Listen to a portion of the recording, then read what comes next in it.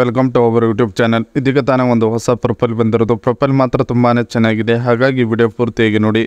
Video ಮಾತ್ರ ಎಲ್ಲಿ skip ಮಾಡಿದೆ ನೋಡಿ, ಯಾಕಂದರೆ ಇವರೊಂದು ಸಂಪೂರ್ಣವಾದ ಮಾಹಿತಿ ನಿಮ್ಮೊಂದಿಗೆ ಹಂಚಿಕೊಳ್ಳಲಿದ್ದೇವೆ.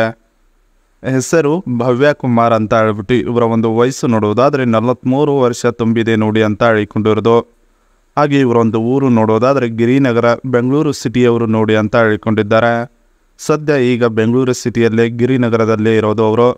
ಇವರ ಒಂದು ಸದ್ಯದ ಸ್ಥಿತಿ ನೋಡೋದಾದರೆ ಗಂಡನಿಗೆ ಕೈಗೆ ಮತ್ತು ಸ್ವಲ್ಪ ಬಾಯಿಗೆ ಲಕ್ವ ಹೊಡೆದಿದೆ, ಮಾಡಲ್ಲ ಸರಿ ನಾ ಅಂತ ಹೇಳಿಕೊಂಡಿರೋದು. ಇದೇ ಇವರ ಒಂದು ಸದ್ಯದ ಸ್ಥಿತಿಯಾಗಿದೆ ಅಂತೆ, ಸುಖವಿಲ್ಲದ್ದು.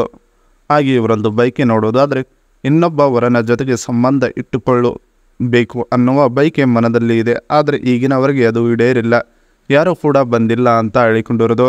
ಇದಿಷ್ಟು ಇವರಿಗೆ ಸಂಬಂಧಿಸಿದ ಒಂದು ಸಂಪೂರ್ಣವಾದ ಬಯೋಡೇಟಾವನ್ನು ನಿಮ್ಮೊಂದಿಗೆ ಶೇರ್ ಮಾಡಿಕೊಂಡಿದ್ದಾರೆ. ಇದರ ಜೊತೆಗೆ ಗಂಡನ ಪರಿಸ್ಥಿತಿ ಹೀಗೆ ಆಗಿದೆ ನೋಡಿ ಅಂತ ಹೇಳಿಕೊಂಡಿರೋದು. ಸೊ ಅದನ್ನು ಒಂದೊಂದಾಗಿ ನೋಡೋಣ. ಗಂಡನಿಗೆ ಲಕ್ವ ಹೊಡೆದು 3 ತಿಂಗಳು ಆಯಿತು. ಆ ದಿನದಿಂದ ಅವರು ಮನೆಯಲ್ಲಿ ಹಾಸಿಗೆಯನ್ನು ಹಿಡಿದಿದ್ದಾರೆ. ಗಂಡನಿಗೆ ಇಂತಹ ಪರಿಸ್ಥಿತಿ ನೋಡಿ ಮನಸ್ಸಿಗೆ ತುಂಬ ಬೇಜಾರು ಆಗುತ್ತದೆ. ಮತ್ತೆ ಅವರ ಸೇವೆ ಮಾಡುತ್ತಿದ್ದೇನೆ ಅಂತ ಹೇಳಿಕೊಂಡಿರೋದು. ರಾತ್ರಿ ಒಬ್ಬಳೇ ಮಲಗಿದ್ದಾಗ ಗಂಡ ಮಾಡುತ್ತಿರುವ ಸ್ವಲ್ಪ ಕನಸು ಬಿತ್ತು. ಅಷ್ಟರಲ್ಲಿ ತೂತಿನಿಂದ ಬಿಳಿ ರಸ ಬಂದಿದೆ ನೋಡಿ, ಉದ್ರೇಕಗೊಂಡ ನಂತರ ಅಂತ ಹೇಳಿಕೊಂಡಿರೋದು.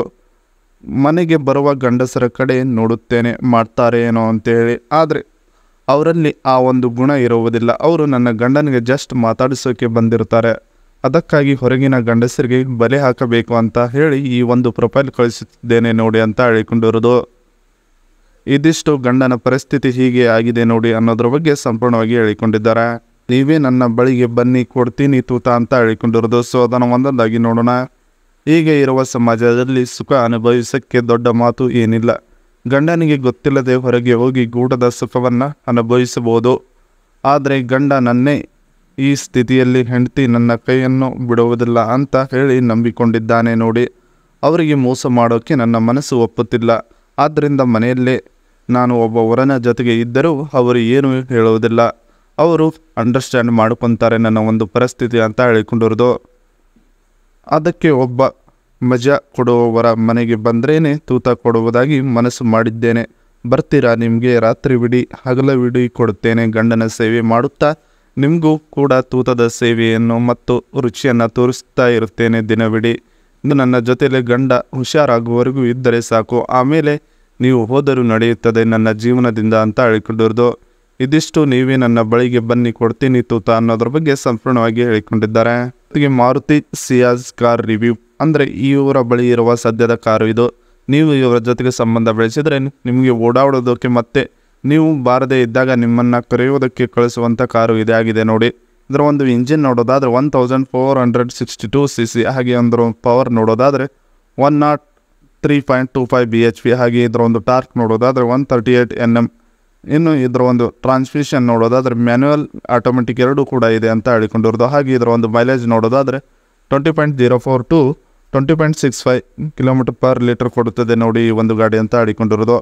ಹಾಗೆ ಇದರೊಂದು ಫ್ಯೂಲ್ ನೋಡೋದಾದರೆ ಪೆಟ್ರೋಲ್ ಗಾಡಿ ಅಂತ ಹೇಳಿಕೊಂಡಿದ್ದಾರೆ. ಹಾಗೆ ಇದರೊಂದು ಎಕ್ಸ್ಪೆಕ್ಟೆಡ್ ಪ್ರೈಸ್ ನೋಡೋದಾದರೆ 9.40 to 12.29 lakh get on road price ಸಿಗುತ್ತದೆ ನೋಡಿ ಈ ಒಂದು ಗಾಡಿ ನಿಮಗೆ ಅಂತ ಹೇಳಿಕೊಂಡಿದ್ದಾರೆ. ಹಾಗೆ ಈ ಒಂದು ಗಾಡಿ ಫ್ರಂಟ್ ಲುಕ್ ನೋಡೋದಾದರೆ ತುಂಬಾ ಚೆನ್ನಾಗಿದೆ, ಸೈಡ್ ಲುಕ್ ಕೂಡ ಅದ್ಭುತವಾಗಿದೆ. ಗಾಡಿ ಒಳಗಡೆ ಹೀಗೆ ಇರುತ್ತದೆ. ನೀವು ಇವರ ಜೊತೆಗೆ ಸಂಬಂಧ ಬೆಳೆಸಿದರೆ ಈ ಗಾಡಿಯಲ್ಲಿ ರಾಜನಂತೆ ಇವರ ಜೊತೆಗೆ ಸುತ್ತಾಡಬಹುದು ಎಲ್ಲಿಗೆ ಬೇಕಾದರೂ. ಇವರು ಯಾವುದೇ ಒಂದು ಅಭ್ಯಂತರವನ್ನು ಹೂಡುವುದಿಲ್ಲ ನಿಮ್ಮ ಮೇಲೆ. ಗಂಡ ಹುಷಾರಾಗುವವರೆಗೂ ಇದರ ಡ್ರೈವರ್ ನೀವೇ ಆಗಿರುತ್ತಾರೆ ನೋಡಿ ಇವರ ಜೊತೆಗೆ ನೀವು ಸಂಬಂಧ ಬೆಳೆಸಿದರೆ ಅಂತ ಹೇಳಿಕೊಂಡಿದ್ದಾರೆ. ಇದಿಷ್ಟು ಇವರಿಗೆ ಸಂಬಂಧಿಸಿದ ಒಂದು ಸಂಪೂರ್ಣವಾದ ಮಾಹಿತಿಯಾಗಿದೆ. ಈ ವಿಡಿಯೋ ನಿಮಗೆ ಇಷ್ಟವಾದಲ್ಲಿ ಒಂದು ಲೈಕ್ ಮಾಡಿ, ಹಾಗೆ ಸಬ್ಸ್ಕ್ರೈಬ್ಗೆ. ಹಾಗೆ ಇವರೊಂದು ಮೊಬೈಲ್ ನಂಬರ್ ಬೇಕಂದರೆ ನಮ್ಮ ಚಾನಲ್ಗೆ ಜಾಯ್ನ್ ಆಗೋ ಮುಖಾಂತರ ಇವರೊಂದು ಮೊಬೈಲ್ ನಂಬರ್ ನಿಮಗೆ ಸಿಗುತ್ತದೆ.